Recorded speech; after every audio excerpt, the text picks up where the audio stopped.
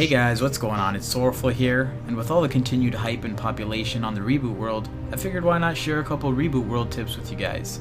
Keep in mind that these tips are more geared towards the returning players of MapleStory who recently came back to play specifically on the Reboot server. With that being said, let's hop right into tip number 1. Utilizing the transfer hammer system. Before I get started, I'd like to point out that I feel this feature was added to the game specifically for the Reboot World, as it's almost never worth using in the other regular Maple worlds.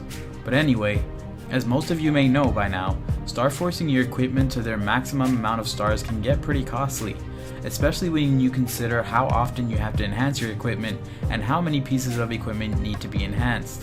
The Reboot World does a pretty good job at handing you equipment for your level, which means you'll most likely be upgrading from one set to another every 10 levels starting from the level 80.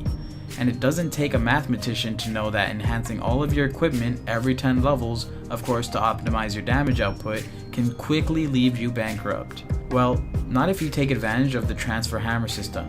You see, with this recently embedded feature, you can take one equip, for example my level 130 hat in the video, and transfer all of its stats to another piece of equipment in the same category. What you're going to want to do is enhance all of your equipment and continuously use the transfer hammer system to transfer all of your old equipment stats to your new equipment every 10 levels. This way, instead of having to start with 0 stars all over again every 10 levels, you'll now start right where you left off, -1 star. This will also keep your previous item's potentials and amount of potential lines, so it can also be helpful in that aspect. As you can see in this reboot clip, I was able to transfer my epic potential from my level 130 hat to my new level 140 hat, so it's a real lifesaver. For my full guide on how to use the transfer hammer system, click the video that appeared right now on the top right side of this video, or you can find the link to the video in the description below. Tip number 2, the Maple Guide. This feature has been in MapleStory for quite some time now, but it's truly currently better than it's ever been.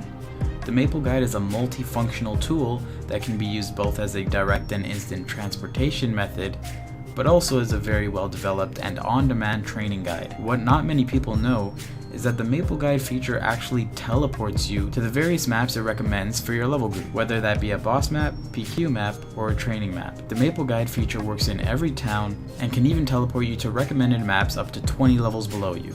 And again, if you're having a hard time finding a good spot to train, the Maple Guide does a fine job recommending different spots for you and will usually list 3 or more options depending on your level and the content currently available to your character.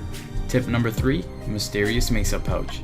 To take advantage of this tip, you're going to have to stock up and hold on to all Crusader coins you get your hands on. What's that? You don't know what Crusader coins are? It's those yellow and red coins that drop from all bosses that everyone pays no attention to. Once you have a decent amount of Crusader coins saved up, go ahead and assign the Silent Crusade toggle to a hotkey as I did in the video. You're then going to want to use the hotkey and open up the Silent Crusade menu to purchase a ticket which will transport you to the secret hideout, which by the way they should really reconsider name changing since it's no longer a secret. Now, if you want to, you can actually travel there instead, which would of course involve traveling all the way to Edelstein, and then of course you could use tip number 2 to hop right back to your training map, but by you doing that you're only saving 10 coins, so the choice is really yours.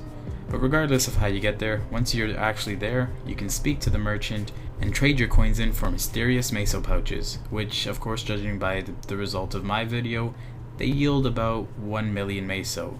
It probably gives a range of different Meso amounts, but 1 mil is an incredible bargain for 30 Crusader coins. Normally, there would be spell traces in the shop instead of Meso pouches, but in the last patch, Nexon replaced the spell traces with the Meso pouches.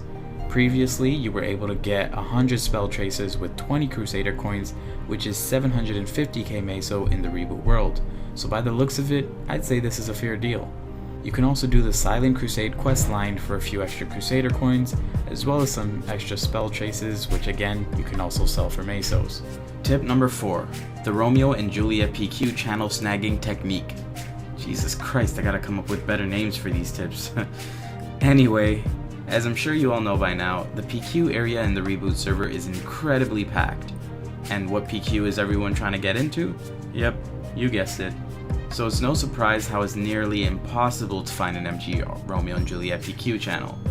Well, luckily for you guys, I've come up with an obvious yet very effective way of getting into a channel without having to sit and wait for so long. What you're gonna have to do is create a party, meaning you be the party leader. Once you've finished recruiting, go to any channel you wish with your party, and once you're inside either Romeo or Juliet's map, inform your team of how you want them to channel surf with you. Tell them that when you say R, it means go to the Romeo map, and that when you say J, it means go to the Juliet map. Also inform them that when you say CC, it means go to the next channel.